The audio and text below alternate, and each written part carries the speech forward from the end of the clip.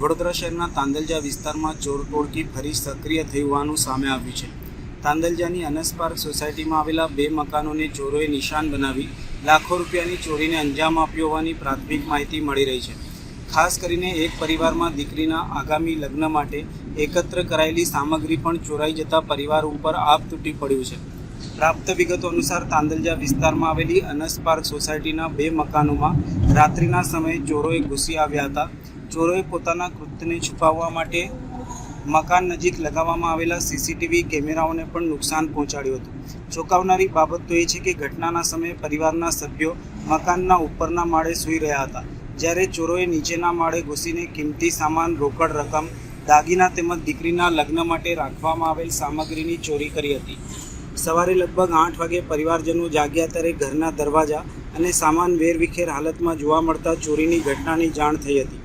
ત્યારબાદ તરત જ પોલીસ કંટ્રોલ રૂમમાં ફોન કરીને જાણ કરવામાં આવી હતી।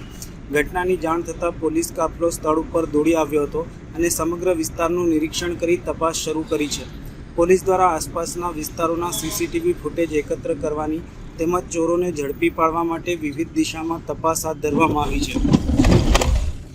પ્રાથમિક અંદાજ મુજબ લાખો રૂપિયાની ચોરી થઈ હોવાની આશંકા વ્યક્ત કરવામાં આવી રહી છે।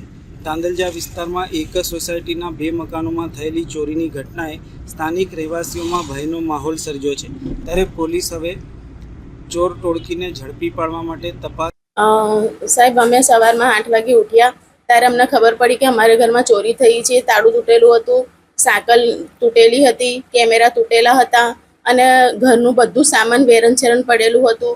હવે બધું આમ તેમ પડેલું હતું અને અમારા ઘરમાં તૂટેલું તાળું અને બાજુવાળાના ઘરમાં પણ તૂટેલું તાળું, એમાં પણ ઘણું બધું એમનું નુકસાન થયેલું છે। તિજોરીના બધા જ કપડાં એના બધું જ સામાન બહાર છે। એમનું જો પેટી પલંગમાં છોકરીનું સામાન હતું લગ્નનું, એ પણ બધું જ ગયેલું છે।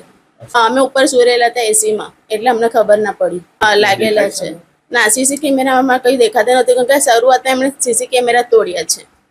સવારમાં 8 વાગે ઉઠ્યા ને ત્યારે ખબર પડી, નીચે આવ્યા તો તાળું તૂટેલું હતું, સાકલ તૂટેલી હતી અને બધું સામાન વેરણછેરણ હતું। એમાં પણ બધું સામાન બહાર હતું, એમનું ઘરનું તિજોરીનું બધું સામાન। અમને એવું લાગે છે કે એમની પણ ઘણું બધું નુકસાન થયેલું છે। એ પણ બહારગામ ગયેલા હતા, એ ભાડું અત્રે છે। કંટ્રોલ રૂમમાં મેં 100 નંબર પર ફોન કર્યું હતું, પછી જેપીમાંથી પોલીસ આવી હતી। એડવોકેટ સૈયદ સકીના।